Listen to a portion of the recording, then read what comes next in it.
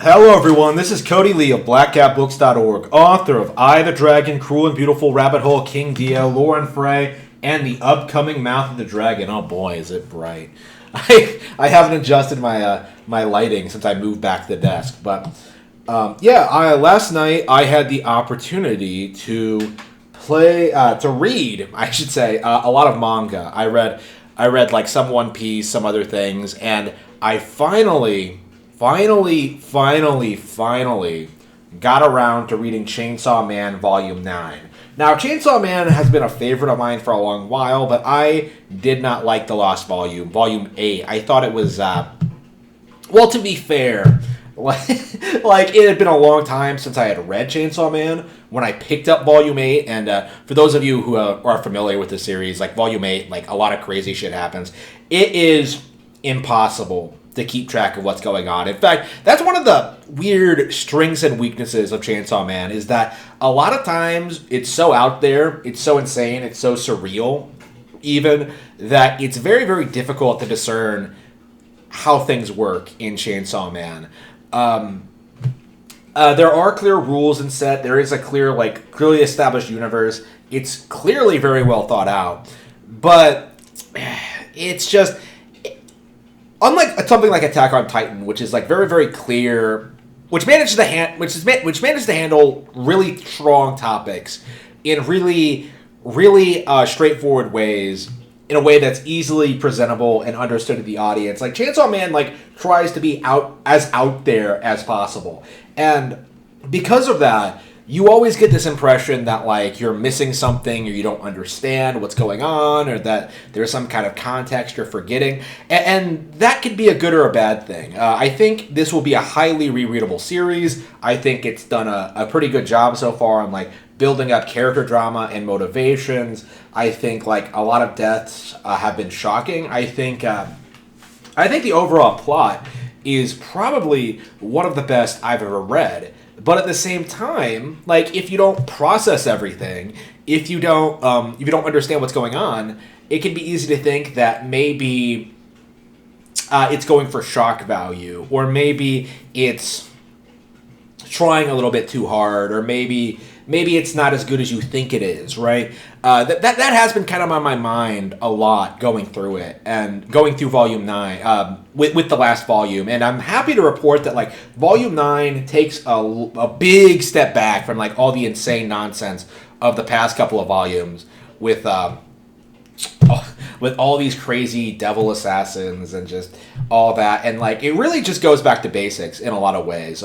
Just Denji, Power, and Aki just chilling, hanging out, dealing with the aftermath of Volume 8, and interacting with Makima, who I really need to emphasize, I have not praised Makima enough. I really haven't. I think in a lot of ways Makima is probably the best antagonist I've ever seen in any piece of fiction ever. I'm not exaggerating. I really can't think of someone like this who has such a strong presence in the protagonist's life and is clearly steering them in the wrong direction in spite of everything the protagonist believes about them. It's incredibly compelling seeing Makima sort of have control over Denji. For those of you who have read Volume 9, you would know. This is what I'm talking about when I say Chainsaw Man has an amazing plot, because from the very beginning I was talking about how Makima has this insane amount of control over Denji. I think I used that exact expression, control. I emphasized that point. I talked about how she manipulated him and had him do her bidding, and sort of kept him on this really short leash, really masterfully manipulated him to do what she wanted. And in this volume, we finally learn that Makima is in fact the control devil.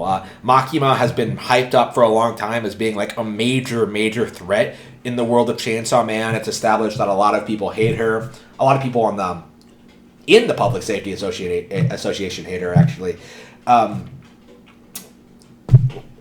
She has a lot of enemies, and we finally learn why. She is an extremely powerful devil. Not the most powerful. I think it's explicit to say, because I think this volume is the first to hype up like the devil that all devils fear, which I don't know. I expect it's going to be some kind of anticlimax, but maybe. But we see some more of that. It's a lot of build up, and I think that's what Chainsaw Man like really excels at, is like build up. Like you get a lot of relationship, you get a lot of like moments with like Denji and Power together. This is actually the first time we've seen Power in a long time. Like she was my favorite character in the first 4 volumes or so, and then kind of dropped off for a bit. She's still present, but like she was something else in those first couple of volumes. She was hilarious. And we finally saw some of that old color come back in this volume with her interaction with Denji. And they really emphasize, I think, in this one, just how much both characters have grown. Like, Denji isn't the complete retard he was to start off with. Like, Power isn't completely selfish and insane. Like, Denji, for the past couple of volumes, has been promised like this to take a trip with Makima. And, of course, like he's completely devoted to Makima. He loves her.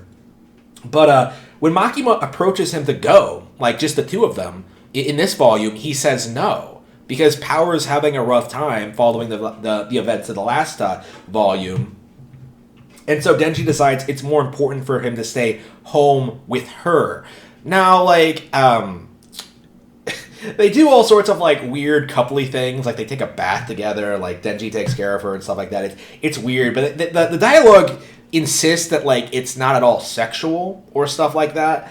I don't know like where they're going with that. It's kind of weird. It's like Denji and Power are so similar in some ways and get along so well and have such a great dynamic. I don't know if it's like implying they're like siblings at this point, or if like this is what like a real relationship is supposed to be like, as opposed to like what Denji thinks his relationship with Makima should be like, or stuff like that. I don't know where they're going with it. And that's one of the reasons I love Chainsaw Man, is that, like, it's impossible to predict a lot of this shit. Like, every single volume has been something wildly different in a lot of ways, in styles and tone. Like, at this point, I think, in Beastars, I was already, like, starting to see through the cracks when it came to, like, the world building and the character dynamics and just the shallowness of it all. But with Chainsaw Man, I think it all works out really well. I do want to reread the series to make sure I understand, like, I don't know, some of the finer bits. There are a lot of characters in this. I think it's really difficult to remember them all. I think like a lot of the deaths in the first major arc, like the one where Best Girl Himono died, like I don't remember a lot of the characters. Like I don't remember when Aki was introduced, which is especially weird considering like he, spoilers, finally gets axed off in this one. Like Aki, I remember when he was first introduced. I remember he was introduced and just kind of wrote him off as a generic character, but he's actually like a breath of normalcy in Denji's life, and I think in this volume his character arc comes to a really satisfying conclusion, because it kind of establishes that, you know, Aki has begun to care for them, right?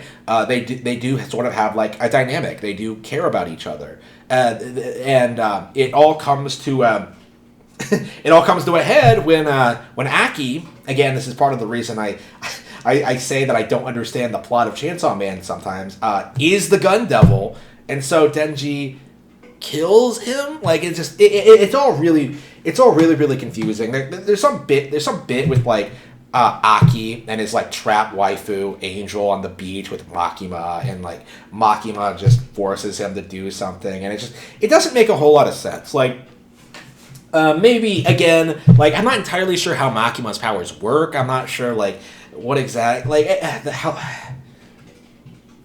Again, it's very complex. It reminds me of like the first time I've always compared this series to No More Heroes. Actually, this is the first series ever, I think, that I've made the comparison, and it feels like a much more well plotted out, executed version of it, with like the same kind of character dynamics and personality and just artistry to it. There's no other way to describe it.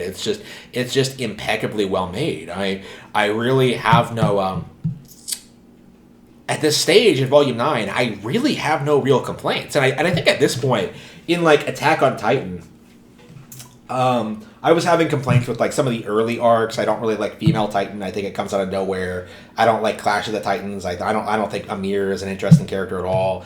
I don't like some aspects of that. But like with Chainsaw Man, I don't think there's really a bad volume.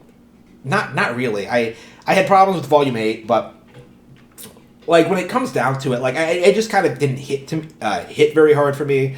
Maybe I'll like it more in a rereading, but this one was like way more. This one really demonstrated what I personally really find interesting about the series, what I really love about it, and I really appreciate it for that. And honestly, I don't know what's gonna happen in Volume 10. Like I don't know what's gonna happen next. Like it is impossible to predict what happens in this series, and that's a big reason why I look forward to every new volume as they come out. This is absolutely a top tier manga.